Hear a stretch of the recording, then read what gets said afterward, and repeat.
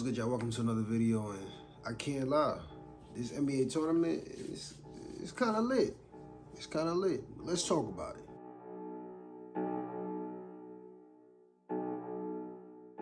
So what's good, y'all? This is the first year the NBA tournament has been going down, and these are my first impressions on it so far. And first and foremost, by far, competition has definitely increased. It's almost like the pandemic when you seen teams that were subpar or average or below average start balling out and going crazy, everybody dropping 40 and 50, crazy shit like that. That's kind of what this tournament is doing, only it's carrying over as a team, not necessarily individual players. I done seen the Timberwolves step up, and they got a good team this year. I done seen the Rockets step up. They got a good team this year. Magic stepped up. They got a good team this year. Mavericks stepped up. They got a really good record going forward right now. I think a lot of people is looking at this as an opportunity to not only get paid more money, but also to be showcased and seen more on TV, on television, or whatever the case may be. And also just to get their name known a little more, because in reality, that's really why the NBA has done this tournament. They want more popularity. They want to get more eyes watching the sport.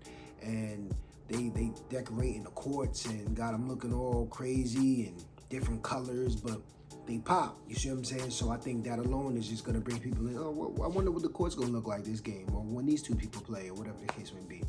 I think the tournament is actually favoring well right now for the league.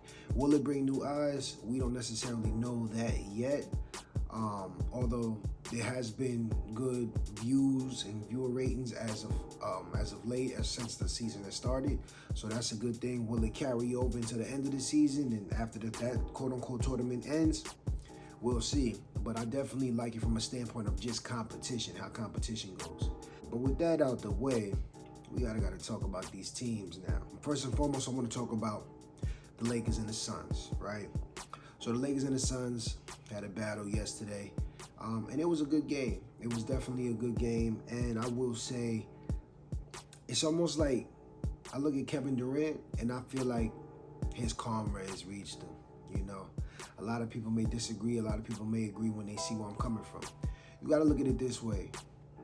KD left Oklahoma City Thunder to a team that he was up on, to a team that was already the best team in the league to a degree. And he went there, joined them, and won the next two championships easily. Really, like no real resistance at all. After that, after he decided to leave that team, he's been in nothing but bad situations ever since. Brooklyn didn't favor how he wanted it to favor, and Phoenix hasn't favored like he wanted it to favor. Now, will they be better this season? I do believe so, than they have recently. But when you look at it, Bradley Beal is back now. Booker's still out. I told you before this season started that they're going to face injury. But I didn't necessarily think they would face this much injuries this early in the season. It's crazy. They got people over there looking like AD.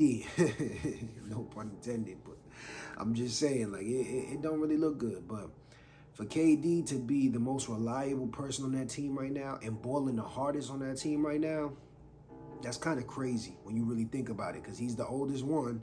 And yeah, he was the second best player in the league for the past decade. But, bro, you got young gunners on that team, and they can't even show up to work because they hurt, they injured. So it's kind of crazy, but they haven't had the season, at least so far, that they would expect. And you look at the Lakers. I can honestly say the same thing. You got Gabe Vincent out. You got Hachimura in and out of the lineup. You have Vanderbilt still hurt. Like, he's still out of the lineup. So you still get that as well. And then on top of that, on time as usual, LeBron has been forced to be the best player on this team, which is realistically just crazy. This man is 38 years old. AD, like I told y'all, still playing tentative, still just not that guy. And I'm convinced that he'll never be that guy. I'm sure a lot of people feel that way as well. Yeah, I probably feel that way as well. He'll never be that guy, no matter where he goes. I don't believe he'll ever be that guy. But they look decent, but they definitely don't look like a championship team. Will they get better? Yeah, I believe so. Will they get good enough to be able to be in the finals? I don't see it. Unfortunately, I don't see it. But it is good to just see the old heads of this league in Kevin Durant and LeBron James still balling out and still going crazy. You know, it's a good sight to see. So we'll see what the Lakers do going forward. We'll see what Phoenix do going forward. Like I mentioned earlier, another surprise of this season is the Dallas Mavericks and the Timberwolves, right? You get the Dallas Mavericks, of course they got Luka. He an MVP caliber player. I think, you know, he looking like he want the MVP right now. He looking like he want the MVP right now. So I don't know.